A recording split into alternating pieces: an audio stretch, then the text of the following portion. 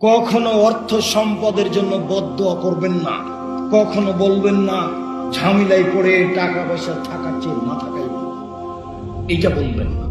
ওয়ালা তাদু আলা আনফুসিকুম, নিজের জন্য কখনো বদদোয়া করবেন না, কখনো বলবেন না বেঁচে থাকার চেয়ে না থাকাই ভালো, এটা বলবেন।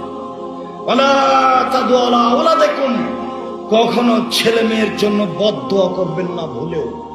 ছেলে আপনাকে মেরেছে, কথা ঠিক, ভুল করেছে, আপনি তাড়াহুড়া করে উঁচু করে ঘরে ঢোকেন, ঘরে ঢোকে আল্লাহর দরবারে হাত তুলে বলেন, আল্লাহ আমি এই ছেলে চাইনি, আমার ছেলে আমাকে মারলো কেন, আমার ছেলে আমাকে গালি দিবে কেন, তুমি আমাকে ছেলে ফিরিয়ে দাও, আমার ছেলে আমার হাত পা ধরে ক্ষমা নিয়ে আমাকে মাথায় করে থাক, এটাই তো আমি চাচ্ছি। এইটা কেন হলো?